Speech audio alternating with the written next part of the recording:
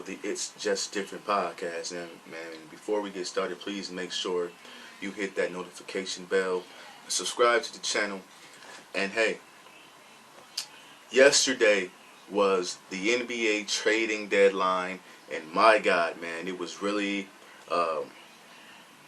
really a lot going on. You're talking about 44 players, believed to be the most traded on deadline day. Um, talking about some big names, who didn't go, and right now I just want to discuss my thoughts on it, who I think won the trading deadline, and also who pretty much surprised me by not making the move. And so, with that being said, let's go down and talk about the top trades that happened yesterday. This one was pretty late. It's pretty late.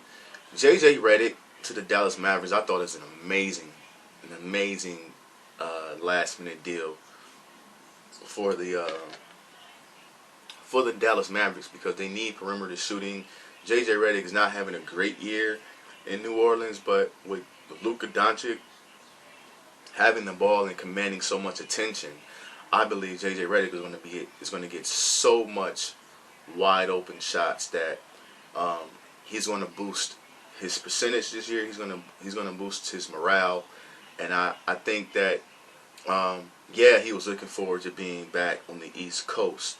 But if you can get a pick for a guy that you probably was going to buy out, then why wouldn't you make the trade? It's great for Dallas, man. I think this is a underrated, very sneaky move that Dallas pulled off.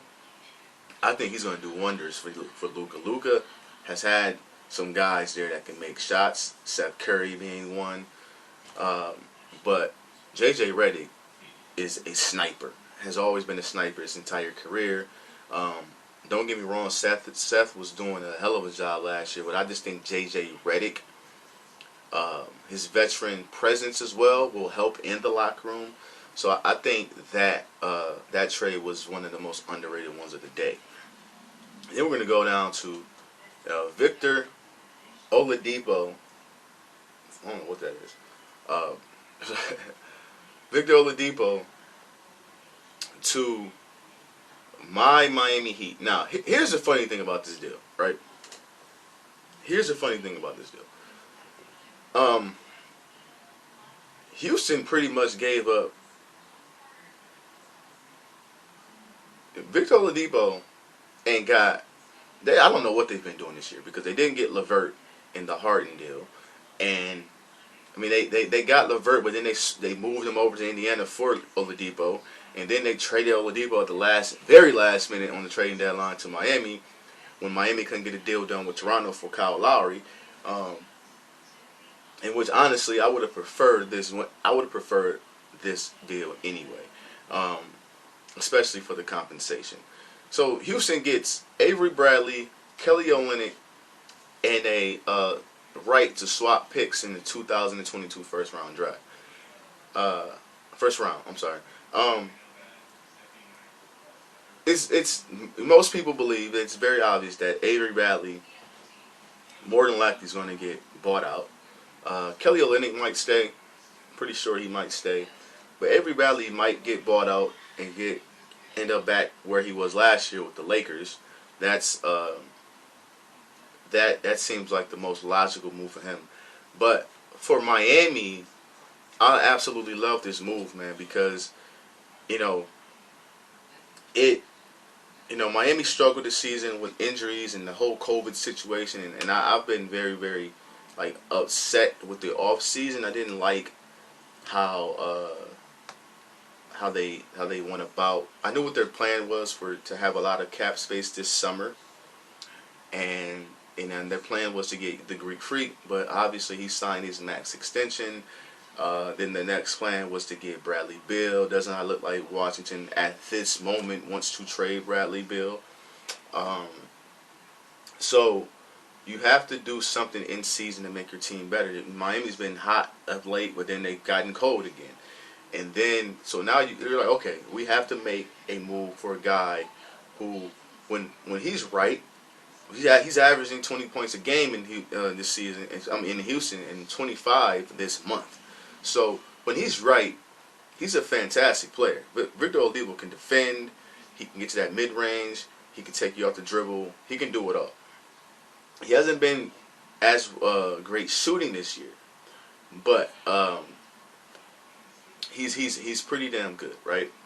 And so I believe when you're trading Avery Bradley and Kelly Olynyk and getting Victor Oladipo, that's a wipeout in the trade. That's embarrassing. If you ask Houston really act like they didn't really give a damn who they were going to get for Victor Oladipo as long as he was off their roster. That's what it seems like to me.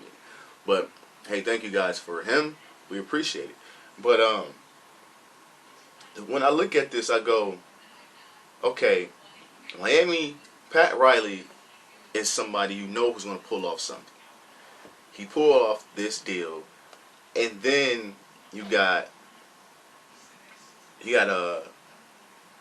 stuff happening in the buyout market when it comes to LaMarcus Aldridge. Immediately after the deadline, ended up doing a buyout with the San Antonio Spurs, and then you got Andre Drummond, who has been bought out by the Cleveland Cavaliers finally. I don't know why everybody waited so long, like they were going to get picks for these guys. I never understood that at all. A lot of rumors about LaMarcus Aldridge coming to Miami. That's like the most obvious thing. But you know, Andre Drummond to the Lakers, Andre Drummond to the Clippers, Andre Drummond to the Nets, Andre Drummond to the Celtics, I believe. It's like rumors going on like there. But I'm going to show you something that's going to be like right here, right here, right here, right here. I don't know where it's going to pop up at, but this right here. Ryan Windhorst on the podcast said, be on the lookout for the Miami Heat and Andre Drummond. Now, let me tell you something. If you can put a lineup, like you got Brooklyn in the East with Kevin Durant, James Harden, Kyrie Irving, right? 3 just fantastic offensively gifted players, right? You put those 3, they have not played much together this year. They have not. Kevin Durant's been out. Kyrie Irving's just had a child. He's away from the team now. But I'm assuming at some point they're all going to be healthy and playing at some point this season. I'm assuming that. So all things being equal, you got Brooklyn in the East. You got Philly, who just traded for George Hill. You got Embiid. You got that team is still number 1 in the East without Embiid being there. They're playing fantastic basketball. You still got the Greek Freak in Milwaukee. They added PJ Tucker. They're going to be great on defense. They're starting to play a lot better. You got Boston still. Boston traded for Evan Fournier. You got Miami now. And now, I mean, well, let me take Miami out of this conversation. You got, who else you got? You got the Bulls.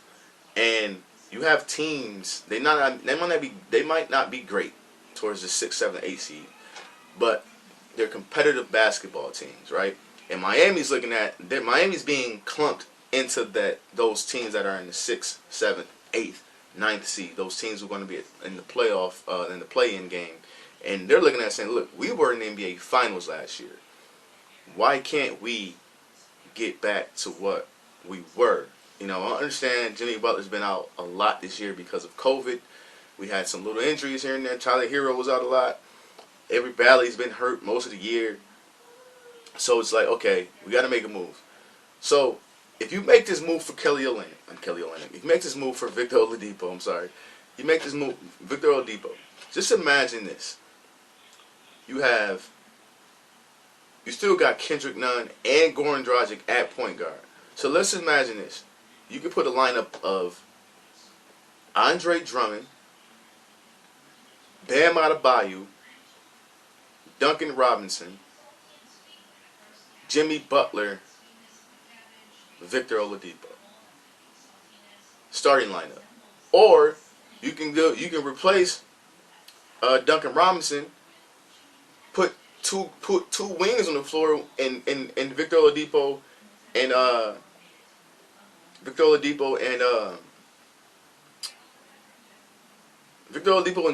Jimmy Butler, and then let Kendrick Nunn start, and then have Duncan Robinson, Tyler Hero, and Goran Dragic coming off the bench. You know, that is that's a formidable team right there. Or let's just say you get LaMarcus Aldridge, and he plays a 5, and he's a stretch guy. So you got a big guy who can rebound and shoot. You got Bam Adebayo, and you have Victor Oladipo, Jimmy Butler, and whatever point guard you want to put in. I believe it'll be Kendrick Nunn because he's more offensively aggressive. Miami is coming. Miami's coming, and I think that matchup wise, listen, I think matchup wise, after the buyout, whichever one they get, Drummond or LaMarcus Aldridge, I believe matchup wise, they can beat any of the teams in the East with an exception of Brooklyn. I think Brooklyn has 3 superstars. You got to have those dudes. Those are, no, listen, those 3 dudes get off the bus and you just know, oh man, we're going to lose. You know what I'm saying? Like when those 3 dudes show up, he's like, oh God damn it, man, we don't really have much of a shot with those guys. That's a different breed, especially when they're all on. When they're all playing their A game, my God, man, my God. But I think Miami can beat anybody else. And you put them in a 7-game series against Brooklyn, I think Eric Spoelstra could run circles around Steve Nash as far as coaching. And I would love to see that in the playoffs. I would love to see that matchup in the playoffs. I'm telling you right now, do not sleep on the Miami Heat. Marcus Aldridge, Andre Drummond, whichever one they get, doesn't matter. Now, mind you, Miami made another trade. And I didn't even mention this guy. He may be able to start too. He may start over Duncan Robinson. I'm gonna get to him in a minute. But we got Lou Williams traded to Atlanta. Lemon Pepper Lou, Magic City, going back to Atlanta for Rondo. I do not like this trade, by the way, for the Clippers.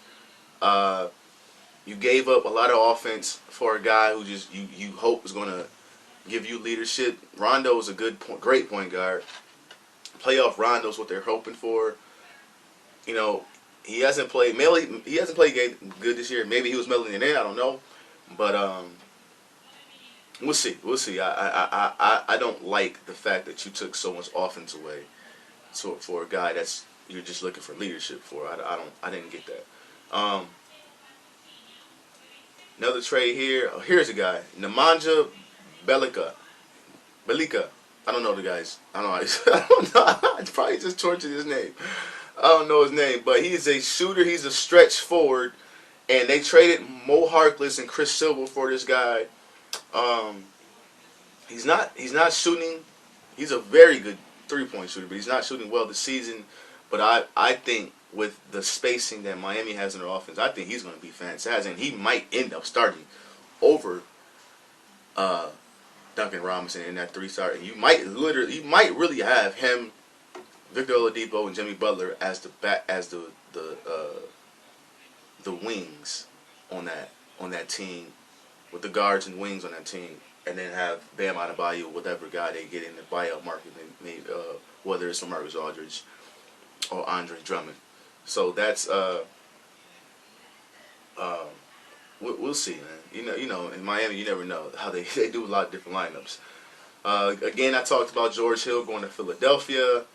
It wouldn't be a trade deadline without George Hill getting traded. I know he's probably sick of that crap. Portland and Toronto swap guards. You get Rodney Hood and Gary Trent Jr. going to Toronto. I think Gary Trent Jr. is going to be a good NBA player when he learns to just stop jacking up too many bad shots.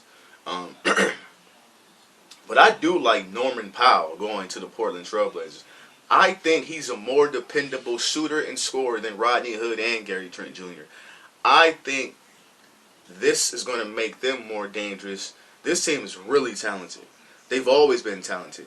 But now you got Dame, who's an MVP candidate. CJ just came back, had 30 last night in the first half against my Miami Heat. It was crazy. That was a crazy good game. Not a foul, ref. Anyways, I think this is a really good move for Portland. Whoever their GM, I don't know whose guy is, but he made a hell of a trade. You got Aaron Gordon to Denver. You know, I'm not sold on this move. Aaron Gordon is a really good defender, but offensively, I don't think he has much of an offensive game. Maybe better with playing with Jokic and Jamal Murray and those guys. I think I look at this as a defensive minded trade. That's what I look at this. And they gave up Gary Harris and RJ Hampton to get him, man. So he better do great things. I think those are two good players that they got. I got, Evan Fournier going to Boston. Who did Boston give up? They gave up Jeff Teague and 2 second-round picks. Horrible trade for the Magic. They just cleaned the house, man. Nikola Vucevic to Chicago. I love this, man. 20-10 guy with Zach LaVine, who is becoming a superstar. This guy is shooting 42% from the three-point line. My God. Farik Amunu with Vucevic. I think him and Zach LaVine is going to be a crazy good duo. Crazy good. This is a great pickup for Chicago. That signals that they're trying to win. However much they can win, they're trying to win now. They gave up Wendell Carter, Otto Porter Jr., who's just been, he's not really been a good player. Again, the Magic, they got some decent pieces. They got the first round pick, top 4 protected in this draft, and they got 2023 first round pick. So, we'll see, man. We'll see. You got underrated moves here. Trying to find another trade that was really good. Some guys just got traded for cap space relief for the summer, 1-year deals. Javel Mcgee got traded to the Denver Nuggets. I know a lot of contenders are trying to get him. Him going to Denver, that's a sneaky good move. PJ Tucker, we talked about that, to Milwaukee. Trevor Ariza got traded about a week ago to Miami. This is, these are, a lot of these trades don't really do much for me. I don't even know a lot of these guys that traded. But, hey, it was a trading deadline that had a lot of fireworks at the beginning and at the end when you got the Victor Oladipo trade right after the clock struck 3 o'clock. Here's my thing. People talking about the Lakers should have traded for Kyle Lowry, and would have made them the definitive favorites to win the title. Here's my opinion on the Lakers not trading for Kyle Lowry. I feel like you give up too much depth for a 35-year-old rental player. Because I don't believe for 1 second that they would have given him the 2-year, $50 million extension that he wanted. I just don't believe that. Maybe I'm wrong. But you're going to give up KCP, Dennis Schroeder, who I think is having a really good year. And then you have the snag in the trade was Taylor Horton Tucker, who's a 20-year-old, what is that, forward, guard, 2-guard, with upside. He's a really good player. You ever seen him play? He's a really good player. He brings a lot of energy. He knows how to get to the basket. The Lakers really like him. So if that was a sticking point, I understand why the Lakers said no, because Toronto was trying to fleece the Lakers. I'm not going to give up so much for a guy I'm really just going to make a playoff run with. I understand they're trying to stay afloat while AD and LeBron comes back. AD will be first coming back, but I'm not going to give up all of my depth to just get a rental. It doesn't make sense for me. Personally, it doesn't make sense for me. Personally, maybe I'm wrong. but I wouldn't have done it because, again, they're coming back, and no matter where they're seated when they come back, when Anthony Davis comes back, LeBron James, no matter where they're seated, when they're healthy, they are the favorites because they have the best player in the world, and they have the second or third best player in the world, Anthony Davis.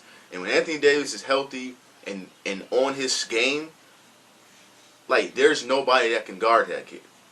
And he's a great defender, and everybody's, worried about the Achilles. I'm not gonna lie, I am too. I don't know what's wrong with his Achilles, but I'm gonna say it again. I said it earlier.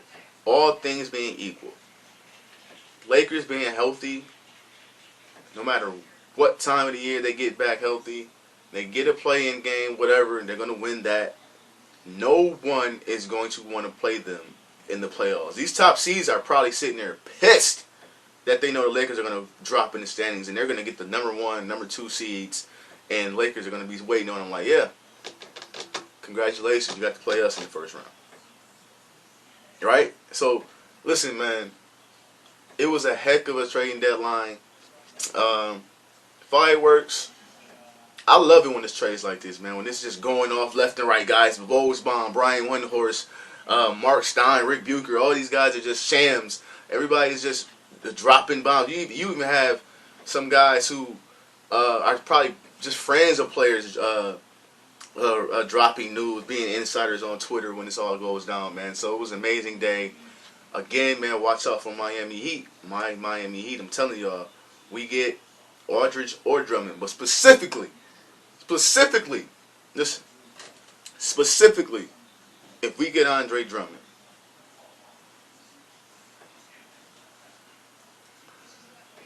hey, yo, man, peace.